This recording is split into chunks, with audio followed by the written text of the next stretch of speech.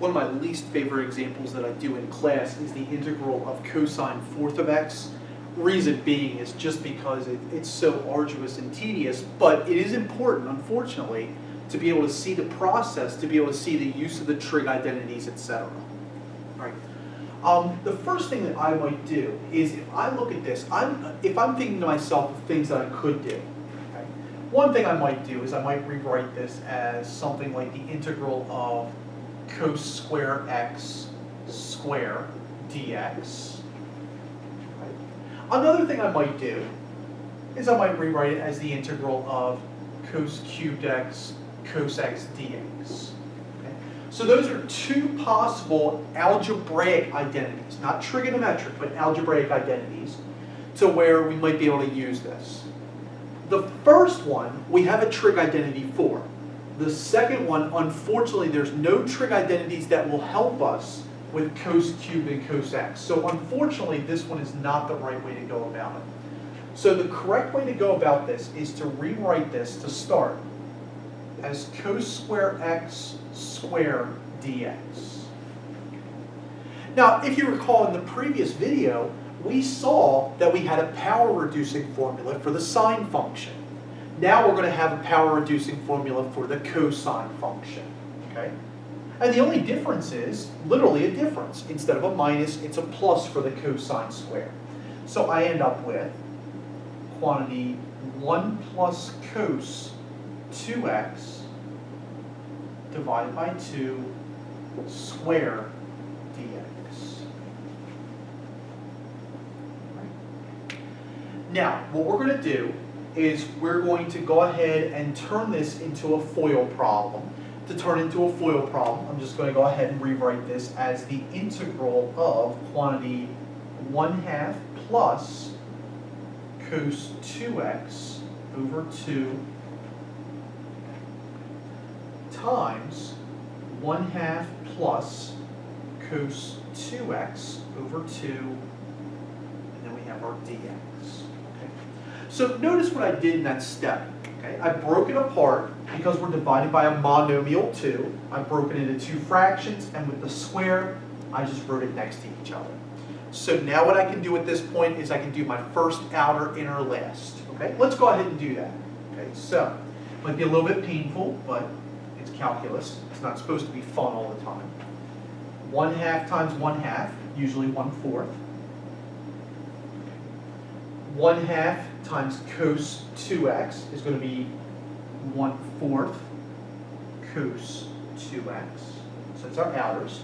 For our inners, we get the same thing. We get another 1/4 cos of 2x.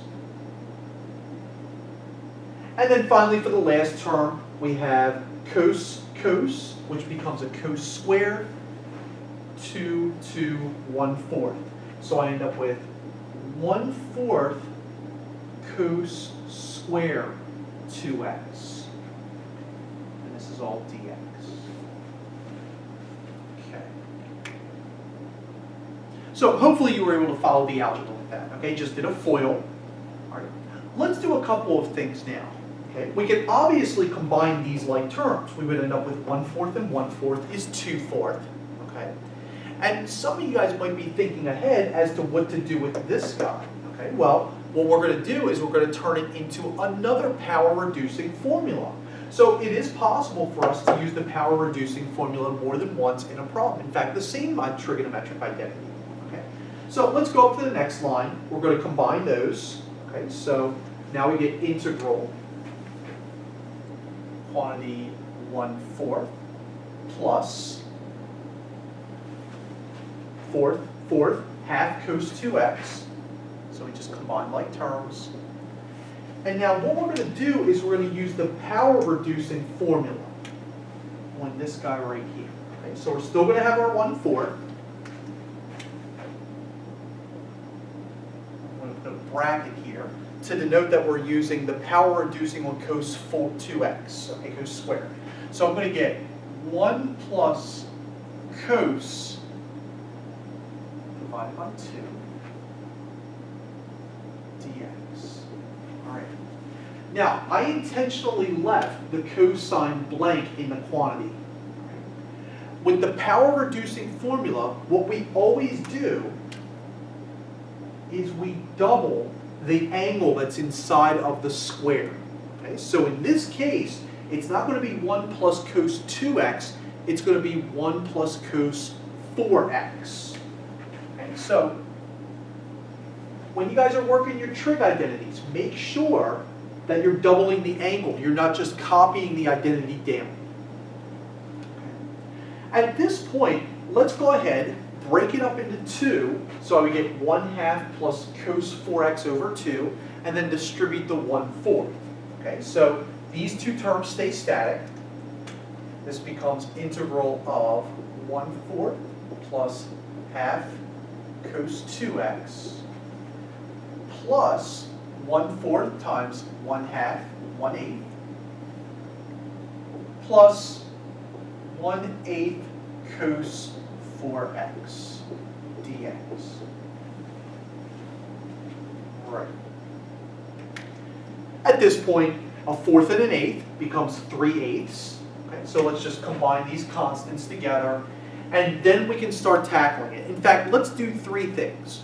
Let's go ahead, combine the constants, and then let's break it up into 3 integrals, and then factor the coefficients of the integrals. Okay, so from the 1/4 and the 1/8, I'm going to get, like we said, 3/8 dx. Okay, so that's our first one. For our second integral, plus 1/2 integral cos 2x dx. Okay, so that's this guy right here. We factor the 1/2, move it in front. And then finally, we have a 1/8. So I'm going to say plus 1/8 integral cos 4x dx. Right. First integral, really basic. No problems with that guy. Second two integrals look very similar. Okay, so think to yourselves, they're not basic integrals, okay? But they're both u substitutions, aren't they? Because wouldn't we go ahead and say that u is 2x, and then over here, let's not use u again as to not offend our computer science companions, because we can't define the same variable using 2 different instantiations. So let's do this. Let's do and say that a is going to be equal to 2x. Okay. Let's say that b is going to be equal to 4x. Okay. I would use u and v, but I wouldn't want to give the impression that this is a problem with integration by parts. Okay. We're going to take the derivative of a, that becomes dA equals 2dx. I'm going to take the derivative of d. dB is equal to 4dx. What you'll notice in both of the problems is that we just have dx. So let's just go ahead and divide them by 2 and 4 respectively. So I get that dA over 2 equals dx. dB over 4 equals dx for our third integral. Okay. Now, these are only valid for these 2 integrals respectively. I don't want to put a b into this guy here, and I wouldn't want to put an a into our third integral. Okay. So now let's just rewrite the entire problem. We're going to have it in terms of x, in terms of a, in terms of b. Okay. Which seems like it's going to be ugly, but after we get done the integration, it's just back substitution. Okay. So now we have 3/8 integral of dx. That's from the original. Now we're going to have plus 1/2 integral cos a times dA over 2. And then finally plus 1/8 integral cos of b. And instead of dx, we have dB over 4.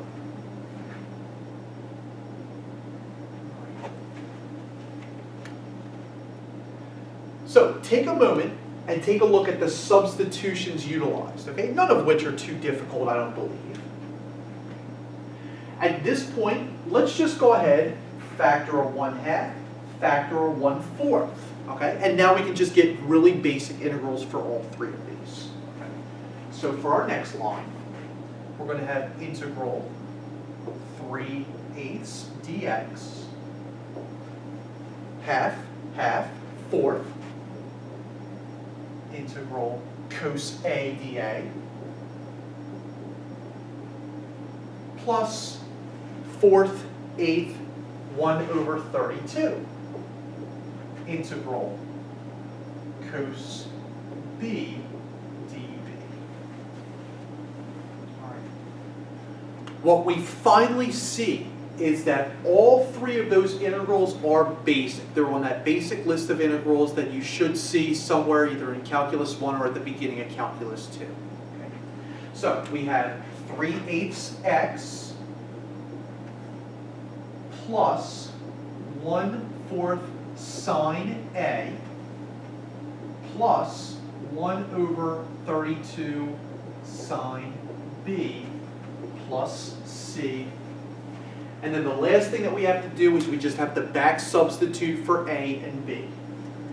So we're going to end up with 3/8 x plus 1/4 sine 2x plus 1/32 sine 4x plus C. And that's it. Wouldn't necessarily say that's it, because obviously it took a lot of work to be able to get there. Again, an important problem because we see the power, no pun intended, of the power reducing formula. Okay, it's utilized nicely in this instance. What you would notice is that if this became a cos to the 6th, then you would have to do several different reductions to be able to do that problem.